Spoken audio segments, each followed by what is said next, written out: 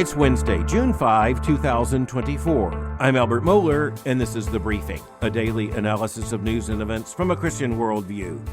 Well, Mexico is going to have a new president, and that president is going to be the nation's first woman president. It turns out there's more to the story, but that's what the headlines are telling us. In this case, the winning candidate, Claudia Sheinbaum, is the winner by a significant margin. She defeated another woman, but the point is Mexico is going to have its first woman president. That turns out to be very important in terms of politics and in terms of worldview, because in this case, the new president is coming from the political left and a continuation of the leftist government that had been in power for the last several years, led by President Andrés Manuel López Obrador. Now, the Mexican president serves for a 6-year term and cannot be reelected to the office. And so this is as close as the Mexican voters could come to re-electing President Obrador. And so it's going to be very interesting to see what happens. Most of the speculation, most of the interest in the media has been about the political direction of Mexico. And of course, the big story that has been trumpeted all around the world is the fact that Mexico now has its first woman president, almost assuredly at this point. It appears that Claudia Sheinbaum won with about a 40% margin in the vote. That is absolutely massive. And it's much higher than anyone had expected. And so even as Mexico's preparing for a new president, its first woman president, and even as there are big ideological issues that are at stake, we're talking about a very liberal government that's going to be put in place in America's nearest neighbor to the south. It's also important to recognize that there is something else to this story that the press hasn't necessarily just ignored, but they're pretty sure this must be insignificant. And that is the fact that the newly elected president, now president-elect Claudia Sheinbaum, is not only the first woman to be elected president of Mexico, but the first Jewish person to be elected president of Mexico. But most of the mainline media pointed to the fact that she is Jewish in terms of her ancestry, but she is something of an agnostic or an atheist, and she speaks of Jewish being her family background, and she doesn't deny that in the least. But she implies that Judaism has no ongoing role in her life, and frankly, she was raised by very liberal, indeed socialist, atheist, or agnostic parents. It is really interesting to look at this. The New York Times, to its credit, did run an article with the headline, "Mexico Hits Another Milestone, Its First Jewish President." And the reporters in this case, Simon Romero and Natalie Kitroeff, they point out that even as the nation will have its first Jewish president, and remember, it has an overwhelmingly Roman Catholic population, we are told that she is not very Jewish when it comes to her thought nor to her religious life. She said in an interview in 2020, quote, "I never belonged to the Jewish community. We grew up a little removed from that." The next paragraph tells us, quote, "Ms. Sheinbaum's parents were both leftists and involved in the sciences, and she was raised in a secular household in Mexico City in the 1960s and 1970s, a time of considerable political agitation in Mexico." All right, very interesting. Later in the article, we are told that the president-elect is a story of Mexican migration, quote, "as the descendant of Jews who immigrated to Mexico in the 20th century." But it goes on to say that even as that was not very unusual, there is not a great deal of Judaism in the background when it comes to the president-elect's worldview. Well, there are a couple of very interesting things here. Now, for one thing, you have the reality that what is represented here is a form of secular Judaism. But you'll notice that Judaism is something that has an ethnic component in a way that is not true of Christianity. So in this case, she is still identified as being Mexico's, quote, first Jewish president, even though she doesn't claim any real religious identity and continuity with Jewish identity. So that's interesting in and of itself. It's very interesting that in this case, it's another example of the fact that when you look at Jewish patterns of immigration, it has often led in Western nations into involvement with politics, and that politics has often been on the political left. It has often been in movements like communism and in socialism. It's often been very much involved in the Democratic Party. And that leads to some very interesting, more recent developments where the Jewish people in the United States who are more seriously Jewish, they're facing a very interesting realignment in the culture because they increasingly have more in common with more conservative candidates than more liberal candidates. But it's a complex picture, and it is really interesting. And in Judaism, you have very liberal forms of Judaism. You have conservative forms of Judaism, mostly associated with the movement known as Orthodoxy. That's easy to understand. And then you have middle movements with Reconstructionism and also what's called conservative Judaism, which increasingly isn't all that conservative. But nonetheless, there's another big story here that most people have missed. Certainly most in the mainstream media seem to be unaware of it, disinterested in it. And that is the question as to why Jewish people went to Mexico. And originally, why has there been a Jewish presence in Mexico going all the way back to the 16th century? It's an interesting question. And it's a question that has to do with patterns of immigration due to religious persecution in Europe. Due to very intense religious persecution in Europe, much of it led by the development known as the Spanish Inquisition, you had patterns of Jewish immigration, and they were looking for places to go that would be safe. And so it's really interesting to note that at the same time, roughly the same historical epoch, when you're talking about Christians, such as the Pilgrims as we know them, leaving England under the threat of persecution, going first to Amsterdam and then going to the United States, remember, sailing on the Mayflower. As you look at that, you recognize there's some common stories here that turn out to be very, very interesting. And when you look closer, it turns out to be even more interesting than you may have thought. So remember that New York didn't start out as New York. It started out as New Amsterdam, which is to say that New York, there on what we know as the island of Manhattan, was established in terms of the age of exploration largely by Dutch explorers. And they were doing big business. The Dutch government was involved in starting many businesses. And of course, you had the birth of capitalism in a very real and demonstrable way, at least in part in places like Amsterdam. And thus you had a Dutch empire, and you had all kinds of reasons for there to be sailing travel going across the Atlantic, and thus you now have a religious reason. And the threat of religious persecution, the reality of religious persecution, you have Jewish folks coming from Eastern Europe and also from the south of Europe going to the New World in order to escape persecution. You have the Puritans doing the same thing as Christians, and then you have other waves of religious immigration. And of course, that's the history of the New World. It's the history of American colonies. But as I say, it's more interesting than most people may know. Because one of the places where some of these Jewish people went and some Christians went, one of the places they went, including some original Protestants, was to Central and South America, as they are now known, and in particular to places such as Brazil.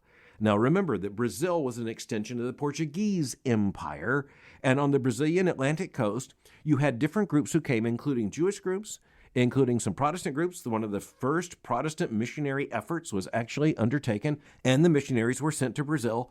But then came the Spanish Inquisition, and the Spanish Inquisition was in particular, well, it was most heated at first. It was the greatest threat at first to those regions directly under the control of the Spanish Empire. And so Ferdinand and Isabella, it's easy to remember all of this, where the Spanish Empire spread, the Spanish Inquisition also went. But increasingly, the Inquisition gained ground elsewhere, and that included in Brazil. So this is where things get really interesting.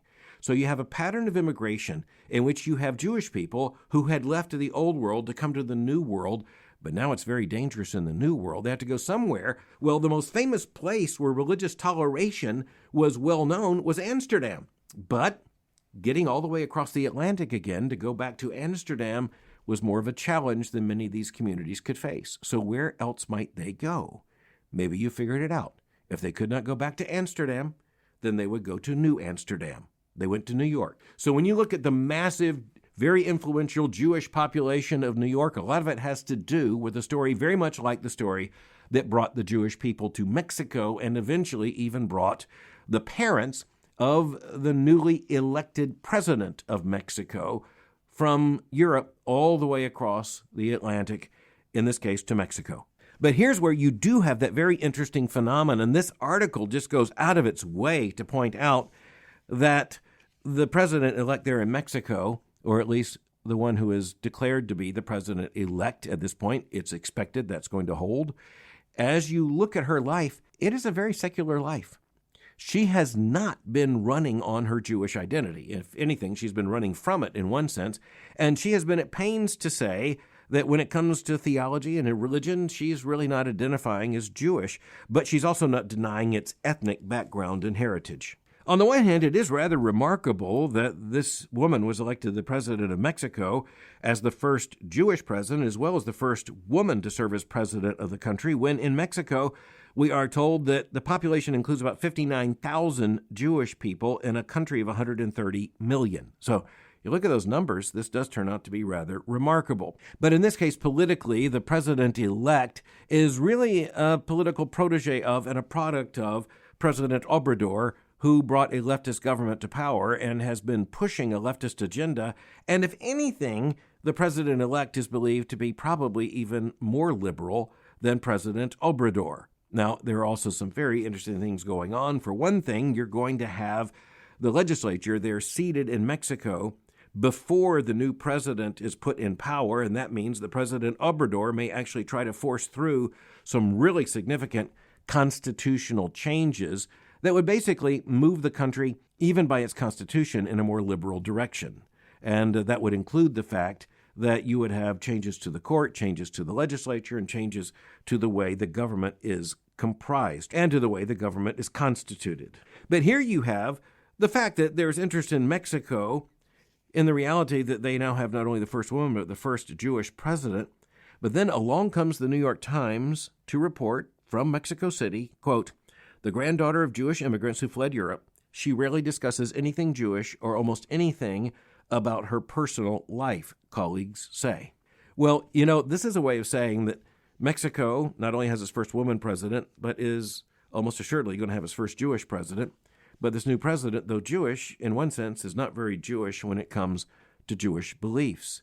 So what in this case you really have is an expansion of secularism rather than a sudden development of, say, Judaism in the presidential office there in Mexico. One of the realities we need to watch in the secular world is that you do have this nagging question of religious identity. So even among people who declare themselves to be secular, and in a society that's unquestionably secularizing, you still have people who say, well, that is interesting. And then the big question is, do Jewish beliefs come into this at all? And the answer in this case from the candidate is no. I guess time will tell. But the other thing is you need to recognize that if she has said yes, there might well be an allergy to this, because in the increasingly secular nature of our age, people do want to reduce religion to something like an ethnicity. They are largely resistant to it, particularly among the elites, when it comes to a worldview. But back here in the United States, talking about how society works, and while we're talking in liberal and conservative terms, there's been a recent report, the New York Times deserves credit for one of these reports, about what's going on in major media. And I'm going to talk about two entities in major media today. I'm going to talk about the television network MSNBC, which is a part of the larger family of NBC. And then I'm going to talk about the Washington Post, both of them in headlines. And when the media make headlines about themselves, well, that turns out to be pretty interesting. And in this case, we're starting with MSNBC. So MSNBC is a cable news network that was started when NBC decided that it wanted to transform itself from a television network into a constellation of different networks. And this was an acknowledgement now a generation ago of the fact that there were big changes coming in the media landscape. And of course, in technologies, you had cable television, eventually you had satellite, you have streaming. And so there was definitely space for some new news entities. And the most famous of them, of course, was CNN, the cable news network. And even as many conservatives would think of CNN as being pretty liberal, you now have the fact that MSNBC came on the scene. And, one of the most interesting turns in MSNBC is that very quickly, it really turned in a liberal direction. It developed a liberal identity. And that didn't mean necessarily that it attracted a lot of viewers until lately, when all of a sudden it does. So in terms of the ecology of cable news, and they're also, of course, every single one of them, they're big streaming platforms. And frankly, they're recognized brands. And so you really are looking at these three brands in terms of the cable news that are now also streaming. You have CNN, put it in the middle, and then Fox News, put it on the right, and then put MSNBC on the left. Okay, I think you know that ecology. You figured that out. You have that map pretty much in mind. But as you look at ratings, that is to say where the viewers are, the big winner there is Fox. And Fox has been in that position for quite a long time. But for a long time, CNN was in the slot number 2, and third belonged to MSNBC. But in more recent times, MSNBC has now jumped ahead of CNN. Okay, what does that tell us? Well, it tells us that when you're looking at the liberal-conservative dichotomy in the United States, what in these times becomes smaller is the supposed middle. That's informative to us. I think it's pretty much predictable, isn't it, when you think about how worldview develops? And over time, enough issues start arriving on the scene that you have a liberal side and a conservative side, and pretty soon you see a great divide in the middle. And if you're trying to broadcast from the middle, I think it's fair to say you're talking to a decreasing percentage of the population. And that's not to say that there's not a room for someone to show up in the middle. It's just to say that that room, I think, is going to get smaller and smaller. The map of the continent conservative and the map of the continent liberal are going to encroach upon the continent undeclared. Now, again, I don't want to just take CNN as being absolutely neutral. I think in much of its commentary, it leans significantly to the left. But nonetheless, let's look at MSNBC. Okay, consider this headline. It's in the New York Times recently. Fight at NBC over left tilt from MSNBC. The subhead, ratings rise, but some rue a partisan shift. Okay, here's what's interesting. You have the legacy television networks back in the day of broadcast. You have CBS, NBC, and then ABC. And NBC is now actually less interesting politically than MSNBC. But MSNBC, at least we are told, unlike NBC, is far more liberal in terms of its hosts and in terms of its programming. Even what the New York Times notes is a recognizable partisan shift. And that partisan shift is to the Democrats, it's to the liberal side. This move at MSNBC is also represented not just by its daily spectrum of programming, but in particular by 2 veteran hosts who are now back for programs. If they're not daily, they are at least weekly. And I'm talking here about Rachel Maddow and Jon Stewart, both of whom are back, and frankly, both of whom are attracting some pretty significant ratings on the left. But the article here has to do with the fact that at NBC, there's the concern that MSNBC is coloring the way that NBC is seen, and so that the liberalism, which is so apparent, the political left, which is so much in the host seat at MSNBC, that's now also being attributed to NBC. But this article points out that efforts to correct that might not be all that successful. One of the things I think that should be interesting to us in this account is that you have a base who says, that's what we want. You have a base watching MSNBC and they say, that's what we want. As a matter of fact, we want more of that. But what we now have is a redefinition of television news. And to be honest, it wasn't MSNBC that really pioneered this. In some ways, it was Fox News. Fox News understood that there was a pent-up need, a pent-up demand, a pent-up market for a cable news network that would give conservative voices a pretty loud microphone. And that's exactly what has happened. And in more recent years, Fox News clearly has the largest viewership of any of these networks. And if you are a Republican candidate, if you're a conservative politician, you had better take Fox News into account. Likewise, on MSNBC, pretty much the same thing, but on the other side. So all of that is just, I think, perhaps most importantly, to acknowledge that even the New York Times, which is very liberal, writing about MSNBC, which is very liberal, acknowledges that the audience has now been built on that liberal reputation. So helps us to define the map. The second thing I want to talk about is the Washington Post. But the reason we're talking about the Washington Post today is because the new leadership of the Washington Post forced out the executive editor. In this case, the executive editor was Sally Busby.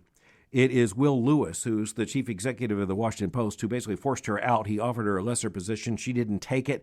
And so new leadership is going to be taking over as the chief editor there at the Washington Post. That was announced to employees at the Washington Post, and they're very upset about it. And it is a man replacing a woman. And just in terms of the DEI agenda, and the Washington Post is basically pretty committed to that, at least in terms of its editorial stance. It turns out that the 3 big executives now at the Washington Post are going to be 3 white men. And when it comes to a liberal newsroom, that just might be a problem. And as a matter of fact, there are people inside the newsroom who are complaining about that. But the reason I want to talk about it is because when you look at the legacy media, and you put NBC in that category, You look at the legacy media, I guess CNN even fits that category now, but you look at the Washington Post, you're talking about a liberal newspaper. They're in the nation's capital, and it has an outsized influence. But you know what? One of the reasons why this change is being made is because the Washington Post, just in recent years, has lost about half of its readership. It has lost an enormous amount of revenue. Now, just keep in mind that the Washington Post was bought by Jeff Bezos, the founder of Amazon. He saw this as something of a new start. He'd already made billions and billions. He used some of that money to buy the Washington Post as a legacy media outlet. And he very much insisted that he wasn't going to be personally involved. But of course, he is the owner of the Washington Post, so you bet he's involved at some level. And you have to know it gets his attention when the revenue starts to crash and when the readership is cut basically in half. At this point, you have to wonder if the newspaper's survivable. And almost assuredly it is, because it's hard to imagine you could have the capital city of the United States of America without a hometown newspaper. But this just points to some of the really big changes taking place in the media. And, Christians need to be paying attention to this because this is a part of the national conversation. This is a part of how the national mind is shaped. And it's no accident that all of this is taking place just as we are entering the white-hot months of a presidential election cycle. Don't believe for a moment that this is just about money. It is also about big media and big politics. But finally, Christians need to recognize that the larger culture around us tends to be missing a lot of cultural and moral, certainly theological categories, so increasingly everything is politics. But nonetheless, there's some fascinating developments out there for us to watch. Here's one. The Wall Street Journal Business and Finance section just in recent days ran a story with the headline, "Personal Politics Are a Roadblock to the Electric Vehicle Transition." Now, you probably knew this, but it's going to be interesting to put some numbers to it. Guess who's more likely to buy an electric vehicle, a Democrat or a Republican? You got that right, the Democrat. Who is more likely to buy an electric vehicle, the liberal or the conservative? You got this right, the liberal. The Wall Street Journal offers a graph. First of all, you have conservative respondents to the question. You put it together, 61% of conservatives have either a somewhat or a very unfavorable vision of electric vehicles and hybrids. So that doesn't leave all that much. You're looking at something like 28%. But when it comes to liberal respondents, when it comes to electric vehicles, well, you've got a lot who are favorable. That adds up to 66%, and only 25% are either somewhat unfavorable or very unfavorable. The same pattern basically holds true for electrics, for hybrids. Get gas-powered, it's the alternative view. The Democrats are less for it, the Republicans more for it. So this Wall Street Journal article says, you know what, political worldview turns out to be translatable even into choices people make about what they are going to drive. Now, here's where you do need to look beyond the headline, because I think it's easy to understand why this pattern would pertain. But, when you look deeper in the reality, one of the reasons why many conservatives are much more likely to prefer a gas-powered vehicle than an electric vehicle is because they're also more likely to live in a rural area than in an urban area. They're more likely than the Democrat, than the liberal, to be involved in farming and in other endeavors that electric vehicles don't work all that well for. Now, that's not all there is to it, because the numbers still hold in a suburb. You come to a suburb where Democrats and Republicans are living together, conservatives and liberals are living together, you see an electric vehicle, particularly an all-electric vehicle, it's less likely to be a conservative garage than a liberal garage. Now, I think there's a legitimate question as to whether or not this pattern will hold over time. My personal hunch is that it will lessen over time, but that's going to be for commercial reasons, not for political reasons. It's going to be for technological advances, not because of political arguments. But as you look at this, you do recognize there's something really real underlined here. These differences between Democrats and Republicans, conservatives and liberals, when it comes to which vehicles they drive is powered by, say, gas or powered by electricity. It is really an interesting divide. It just goes to show that worldview is a much bigger issue than people want to admit. And as you're looking at the politics, you're looking at the consumer choice, you're looking at the social location, you're looking at the transportation, let's face it, as Christians we understand all of those things are tied to worldview implications. Which is, as we close today on the briefing, to say that if I know what your basic beliefs are, I can pretty much figure out for whom you're going to vote for president in the 2024 November election.